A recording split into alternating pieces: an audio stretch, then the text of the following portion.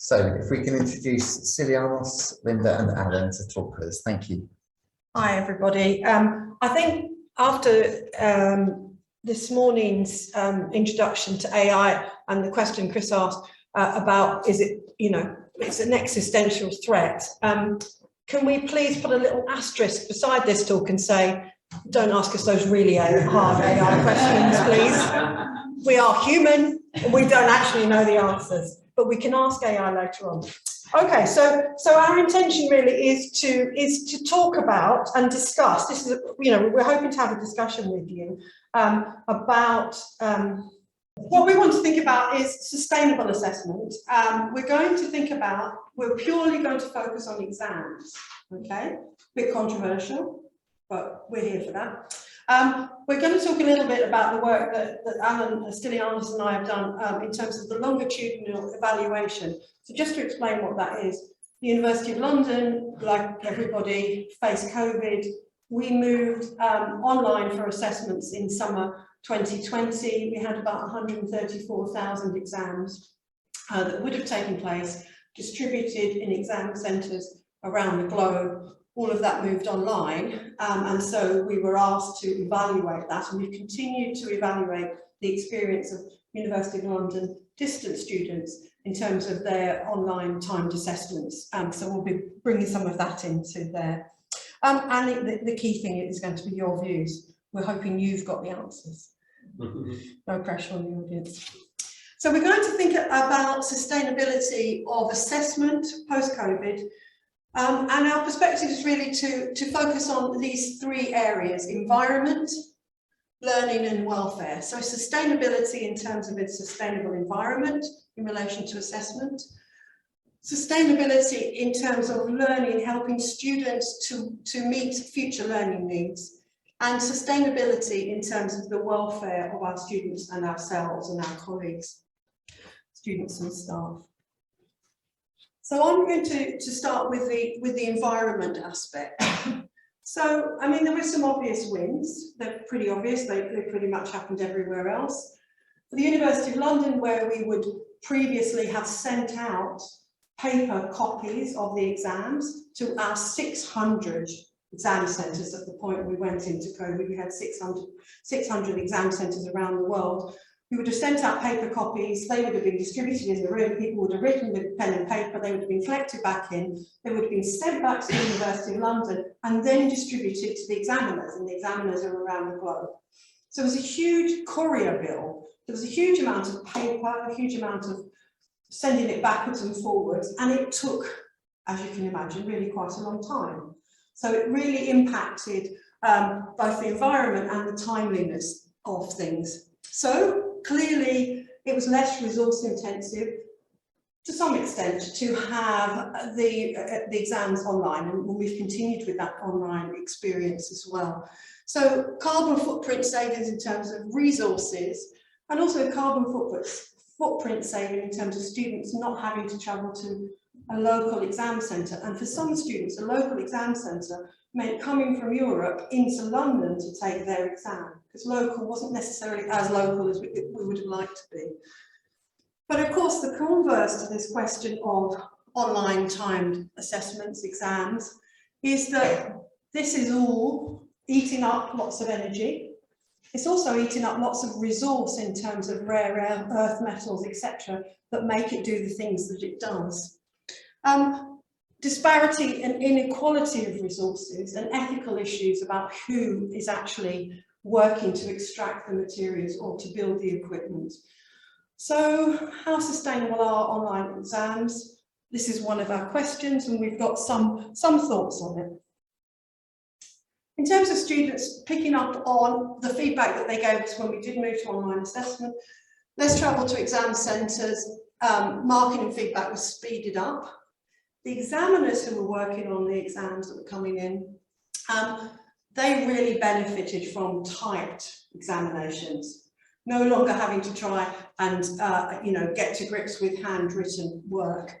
For them, they very much noted in the feedback that they gave us, they very much noted the significance of the environmental impacts.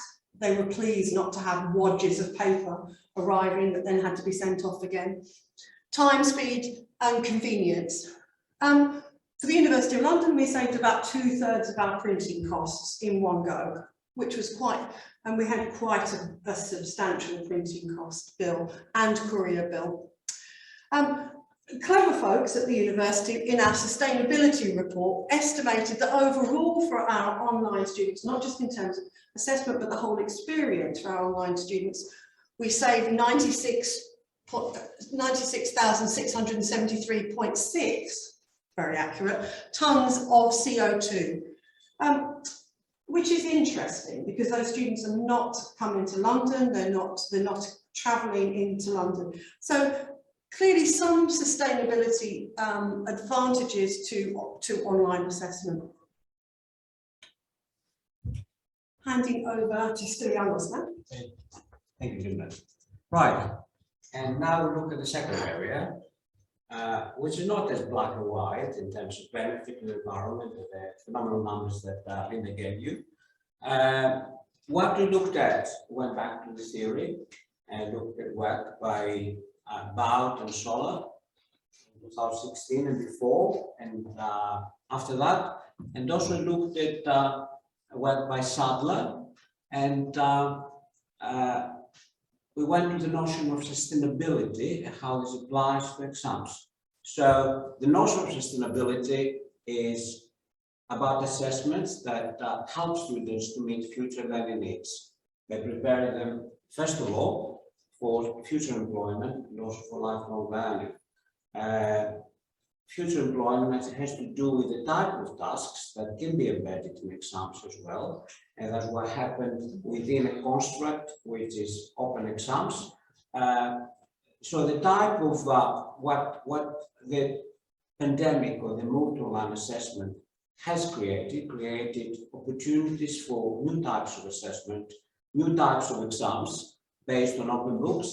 And within this constraint, there were a good move towards tasks that would help people to use these skills or to develop the skills they would use in the employment sector. For instance, putting together a report, synthesizing literature, engaging with tasks that would need for them to develop digital literacies in order to put together this report, all this kind of thing.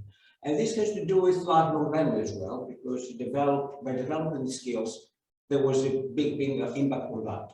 So we looked at the notion of authenticity, and open book exams is a more authentic context for the students. Using technology rather than pen and paper for the 21st century is a much more authentic context for our students. It's much more aligned to what our students will be doing in the future. This, of course, had to do with acquiring digital literacies. And we came across some data, we'll show you some data, where people were saying, be using all the digital skills in order to do assignments and coursework. And then I go to the exam center, I revert back to the previous era when I'm given a pen and a paper and I'm supposed to regurgitate knowledge. So that was a big change in relation to putting together the exams. We also looked at the notion of sustainable feedback, and by Sadler et al. And that's where things are a bit different, because quite a lot of this work had to do with alternative forms of assessment, portfolios, coursework. So he looked at the notion of sustainable feedback and how this can be realized and how this can be given the notion of exams. And also, this kind of aspect has a big impact on quality assurance.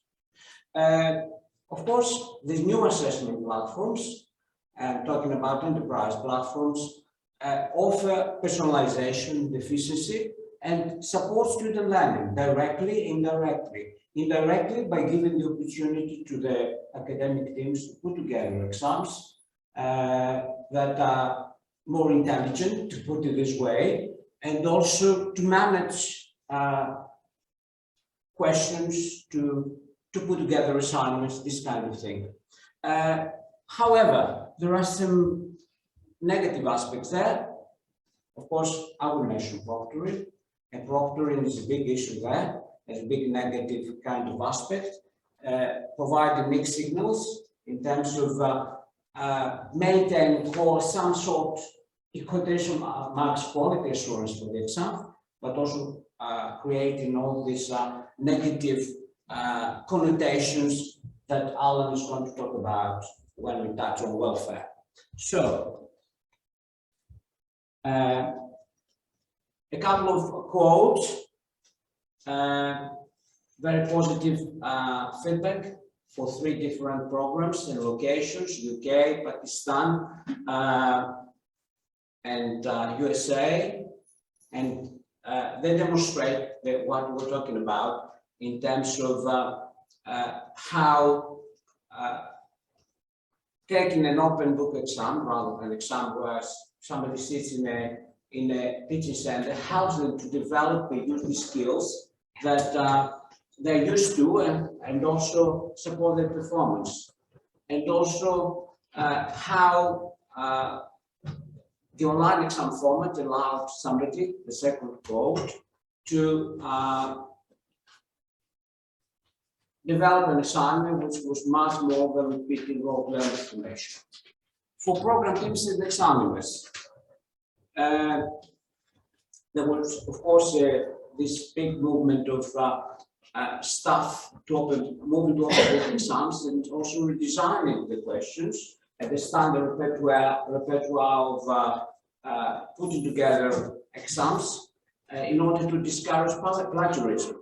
And also, there was a move which has been documented in the context of another project we worked on about staff moving to from viewing the exams as mainly measurement of learning to seeing the potential of assessment of learning, and also looking at the overall kind of package of assessments that we're offering, the mixture of formative, summative, how they came together, and how exams were part of this package in a sensible and pedagogically valid manner.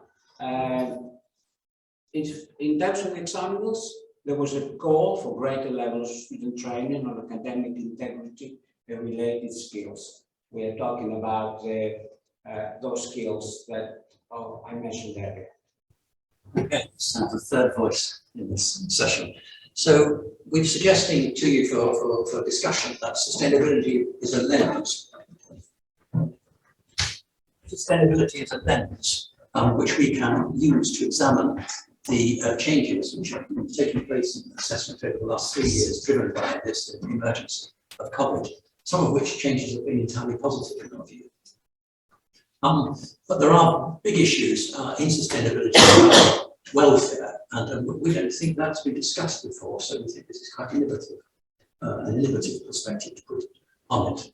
So in the feedback we've had from students, some students have really valued that issue of home space in home-based assessment, particularly countries where travel is risky.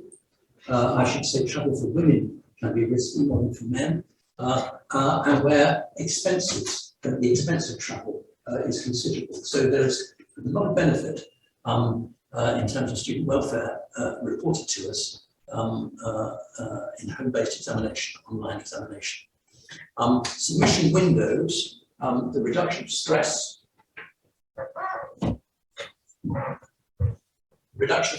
for students in having to meet a particular old-fashioned kind of timetable and having a longer window.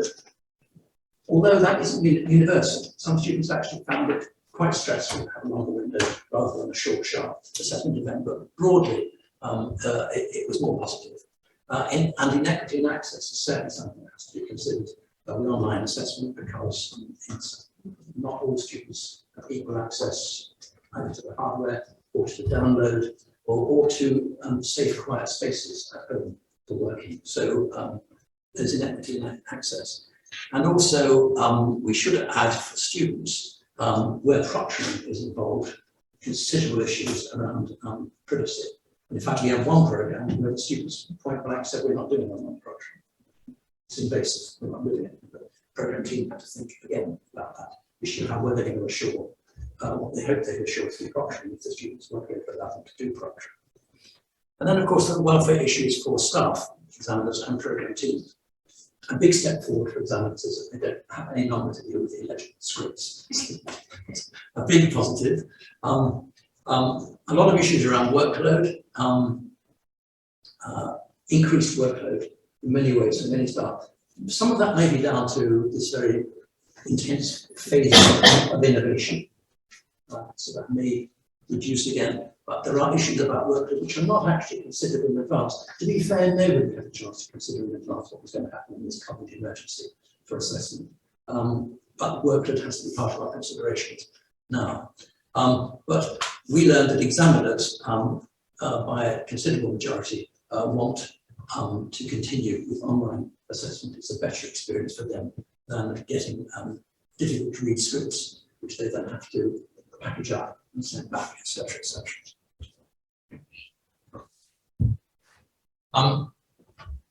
So here is just one or two more voices, which Stylianos has very helpfully pulled out, I think, which give us a little bit of a qualitative feeling. So from Pakistan, students saying how much better it is, a home environment is than traveling. From the UK, again, the same sort of issues. And lastly, law in the UK. I'm sure it's not successful in Glasgow, I don't know how fair a comment that is. Glasgow here. But a little bit more qualitative background, which we read collected, which gives a bit of flavour to the reports that we've been submitting into the University of London's management. And I think we go back to you, Stylianos. Okay, so where we are at the moment, you're in a situation where we're offering to you two claims. One is an easy one, because it has to do with sustainable tasks in assessment, and I think it's not contestable, or it can be very easily defended. The second one is more contestable, and please feel free to disagree if you think that our claim is for the exams can be discussed. So our claim is that assessment tasks and formats can be positioned sustainable if they do these three things: prepare the students for life learning employment, help them to develop these skills that are related to that, contribute to environmental sustainability, this is very important, and also support welfare for students and staff. So in the context of online exams, how does it materialize? Looking at our research. There is a certain carbon footprint advantages, sustainability benefits, but of course, as Linda mentioned, this is undermined by the environmental impact of quite a lot of the technologies we are using. Well designed, which is a big set of keywords there, and facilitate exams with focus on authentic tasks can contribute to preparing students for lifelong learning and future employment. But as we know, exams frequently fail to deliver on this kind of aspects. Finally, there are societal benefits for stakeholders and welfare, both all for students, examiners, and program teams. But there are all these concerns we mentioned about digital poverty, about privacy and integrity. So, Alan. Okay, so Alan, if you'd sound a bit closer to the camera microphone, that would help those on. okay, I don't want to get in the way of the slide. Anyway, so now it's back over to you. So we've shared what we think are some of our conclusions. We've shared some of the conclusions that we've drawn, which are contestable, at least we think in part. But we'd really like your advice on where you think we should concentrate next in this work, because we're now going into our third year of evaluation. Fourth year of evaluation. And so your advice and to what priorities might come up in particular, we're suggesting under this lens of sustainability would be helpful to us. So I think the three of us will contribute to the next conversation. And you have a couple of references we used.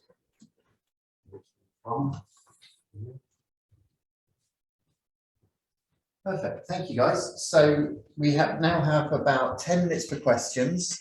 They can be in the room or on the chat, because I think we have about 30 people watching through Zoom as well. So I'll keep an eye on questions coming through the chat and pass them on. But do we have one from the room to start with?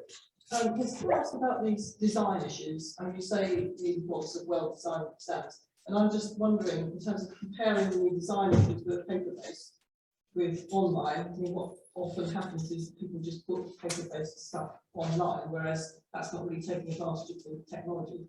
But how complex and time-consuming is it to design the online ones compared with the paper-based? Good question for our research. Okay. I'll respond a bit if I may. In part, it depends.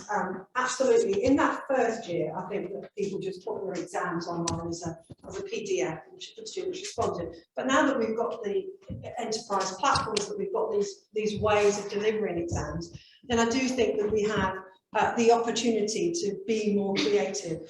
But it is time demanding. It's technically demanding as well. It requires skills for the academic teams, and it requires support staff to support them in developing these ideas.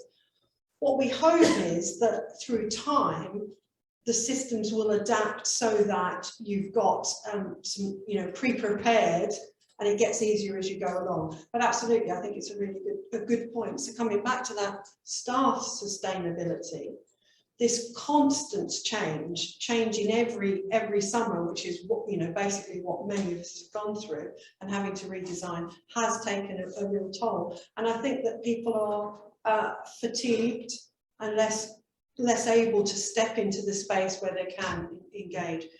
But nevertheless, the enterprise platforms, and there's a variety of them, do offer some really, really interesting ways of personalising, of allowing for formative assessment to take place in advance of the summative assessment, and supporting students to work towards a final product, which would be the summative assessment. I think there's some real opportunities, but I think that the challenge of having the time to engage with it, and having the energy, and having the right support and opportunities for discussion about it are real. I think it's such a good moment for this conversation, though, because there's absolutely no consensus in the sector about where we get next. So there are some colleagues and some management groups saying, "Oh, thank God COVID's over." Actually, just having had COVID, I don't think it is over. Thank God COVID's over. Let's go back to 2019 and get back to, quotes, normal. And other colleagues saying, "Well, actually, we thought about assessment more deeply than we have done for a very long time. Where are we going to go with this? What is assessment for? How can we change it and make it more authentic and useful and support learning and judge performance?" But there's everything in between. So this sort of conversation is really important at this time, because the sector, in our view, doesn't really know where it's going. And with the AI that we've just talked about, even more, doesn't know where it's going. Luke, did you want to share a question from online? There aren't any online at the moment. Oh, brilliant. So do we have Okay. any others in the room? Maybe yourself. Just a little bit of clarity on the environmental sustainability claim that you're making. So 60,000 tonnes of carbon saving, is that net, or have you not included? Well, there's a lot of cloud computing power. There is. Yes. How have you taken that into? Can we just clarify that for those online, that because they won't have heard that? So the question was about clarifying the environmental impact and some of the measures that you gave. Is it a net savings? It's a very penetrating question. Yeah, no, it's a really good question.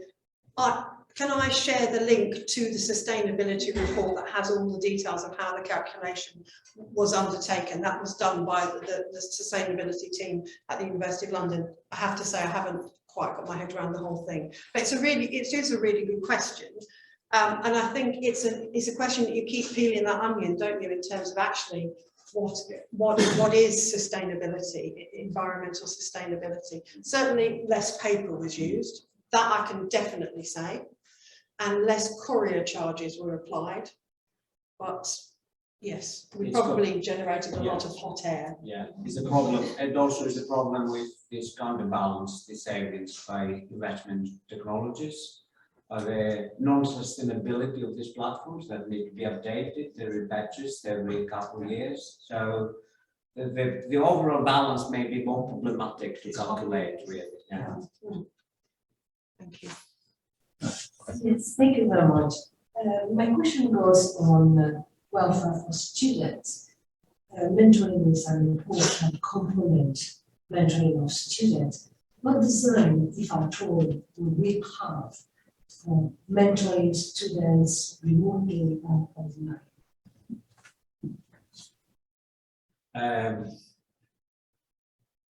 So we talk about the context of what we looked at in the context of our research.